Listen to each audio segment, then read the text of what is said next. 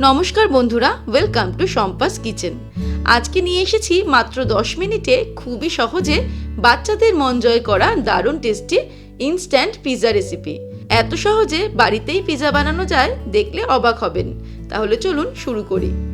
Instant pizza তৈরি করার জন্য সবার প্রথমে একটা বোল নিয়ে নিয়েছি। এর মধ্যে নিয়ে নেব 1 কাপ পরিমাণে ময়দা। এখানে আমি প্রায় 150 গ্রাম মতন ময়দা নিয়ে নিয়েছি। এর মধ্যে দিয়ে দেব 1/4 টিস্পুন নুন, দিয়ে দিচ্ছি 1/2 টিস্পুন চিনি, আর দিয়ে দিচ্ছি 1/4 টিস্পুন বেকিং সোডা বা খাবার সোডা। তারপর একটা স্পুন দিয়ে ভালো করে সবকিছুকে মিক্স করে দেব। মিক্স করে নেওয়ার পর এর মধ্যে অ্যাড করে দেব 1 কাপ পরিমাণে টক দই। এখানে আমি 200 গ্রাম টক দই নিয়েছি। 1 কাপ ময়দা ইস্টু 1 কাপ টক দই, এই রেশিওটা মেনটেন করতে হবে। টক দই অ্যাড করে ভালো করে এটাকে মিক্স করে নিয়ে ফেটিয়ে নেব। এই দেখুন, আমি খুব ভালো করে ব্যাটারটাকে ফেটিয়ে নিয়েছি, আর ব্যাটারের কনসিস্টেন্সিটা ঠিক এই রকম হয়েছে। খুব ভালো করে ফেটালে তবেই কিন্তু পিৎজাটা একটু ফ্লাফি হবে, আর সেই কারণেই আমরা বেকিং সোডাটা ব্যবহার করেছি। ভালো করে ফেটিয়ে নেওয়ার পর এবার চলে যাব ফাইনাল স্টেপে। এবারে একটা প্যান গরম করে তার মধ্যে নিয়ে নেব 1 টিস্পুন মতো রিফাইন্ড অয়েল। আপনারা চাইলে বাটারও নিতে পারেন। ভালো করে একটা ব্রাশ দিয়ে প্যান বরাবর এটাকে স্প্রেড করে দেব।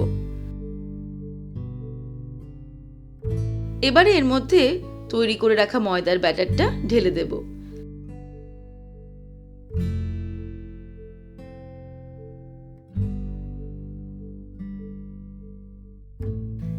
প্যান বরাবর যাতে ব্যাটারটা ছড়িয়ে পড়ে সেদিকে খেয়াল রাখতে হবে, আর প্রয়োজন হলে ওপরটা একটা স্প্যাচুলা দিয়ে এইভাবে সমান করে দেব।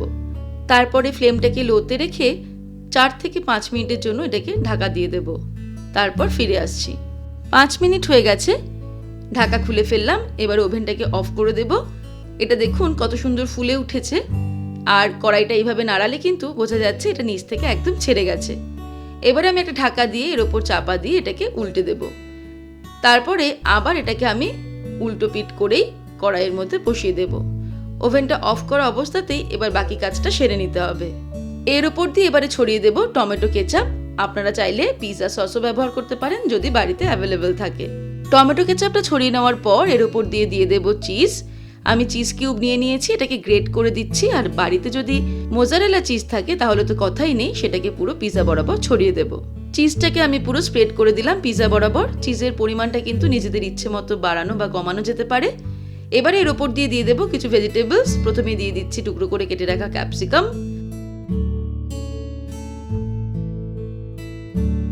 তারপরে দিয়ে দেব রেড বেল পেপার,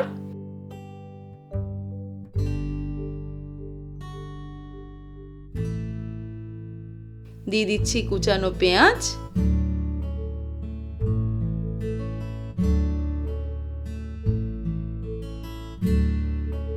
আর ফাইনালি এর মধ্যে দিয়ে দেব কিছুটা পরিমাণে সুইট কর্ন, যেটা আমি আগে থেকে একটু সিদ্ধ করে নিয়েছি।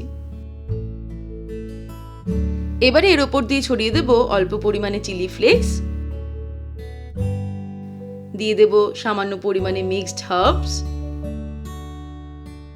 সামান্য পরিমাণে অরিগানো ছড়িয়ে দেব ওপর দিয়ে।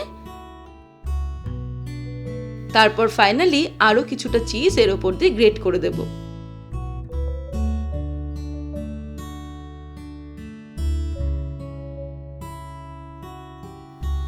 এই পিৎজাটার জন্য 2টো চিজ কিউব আমি স্প্রেড করে দিলাম।